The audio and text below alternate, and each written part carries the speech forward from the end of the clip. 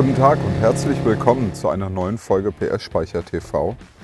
Heute ist ein besonderer Tag, weil wir haben dieses ganz besondere Motorrad hier, eine MV Agusta 750S, die normalerweise im PS Depot Motorrad in Einbeck zu Hause ist. Diese Maschine aus dem Jahr 1971 ist sowas wie ein Ferrari auf zwei Rädern, hochexklusiv, mit Renntechnik ausgestattet, mit einem atemberaubenden Design und einem unvergesslichen Sound hat sich dieses Motorrad seit mehr als 50 Jahren in die Herzen und Seelen nicht nur eingeschworener Fans italienischer Motorräder eingebrannt. Es ist wirklich eine unvergessliche Maschine. Von diesem Motorrad gab es nur sehr, sehr wenige, einige hundert Exemplare. Nicht zuletzt daher hat diese Marke auch den Nimbus des Besonderen. Kaum jemand war im Rennsport der 50er bis in die 70er Jahre erfolgreicher als die Marke MV Agusta. In den 50er Jahren stieg MV Agusta in den Straßenrennsport ein. 38 Fahrerweltmeisterschaften, 37 Konstrukteursweltmeisterschaften und 34 Siege bei der Tourist Trophy auf der Isle of Man zeugen wirklich von der Kompetenz und dem Engagement dieses kleinen Unternehmens aus Gallerate in Norditalien. Der bekannteste Fahrer war Giacomo Agostini aus Bergamo, der MV Agusta Werkfahrer. Seine Motorräder und seine Duelle mit dem anderen Platzhirsch auf der Rennstrecke Honda sind bis heute wirklich unvergessen. Norton, Triumph, Honda, BMW, Moto Guzzi, alle kamen mit 750 Kubikmaschinen, Laverda ebenfalls. Und da wollte MV nicht nachstehen und verpasste der neuen 750er eine aufregend sportliche Optik in Rennfarben mit einer roten Sitzbank, mit Lenkerstummeln, mit zurückverlegten Fußrasten und einer großen Rennbremse, der Orto SSI Rennvergasern. Das ganze Motorrad atmete praktisch den Geist der Rennstrecke. Das ist heute das zweite Mal in meinem Motorradfahrerleben, dass ich so eine MV fahren durfte. Und ich bin immer noch kribbelig, ich war auch vorher aufgeregt. Es ist halt was Besonderes.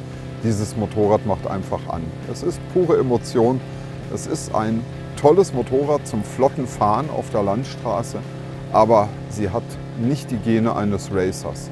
Die Leistung liegt halt auch nicht unbedingt höher als bei einer 750er Honda, also Motorrädern, die man für den halben Preis kaufen konnte.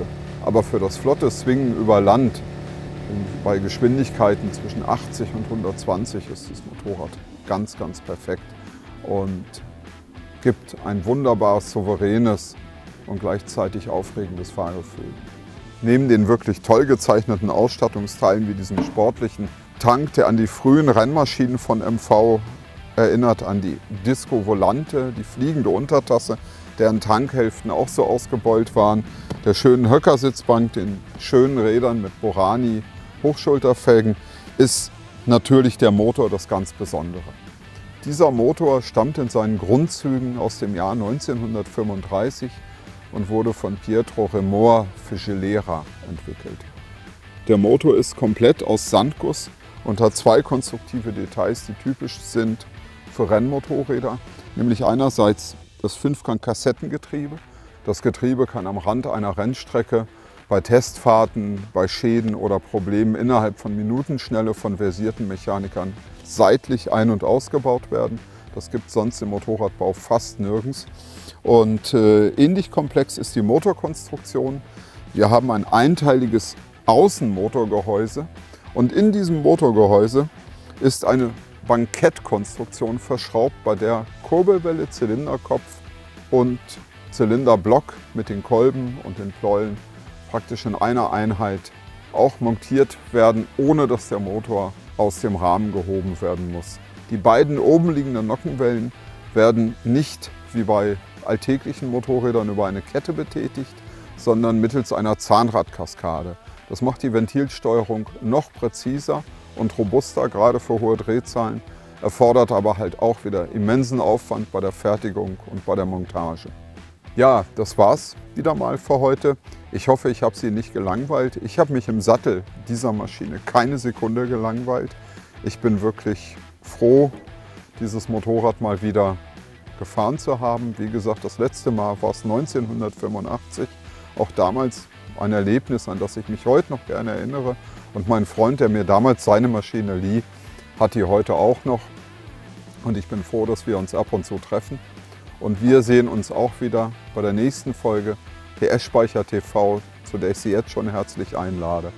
Und ich sage vielen Dank fürs Zuschauen und auf Wiedersehen.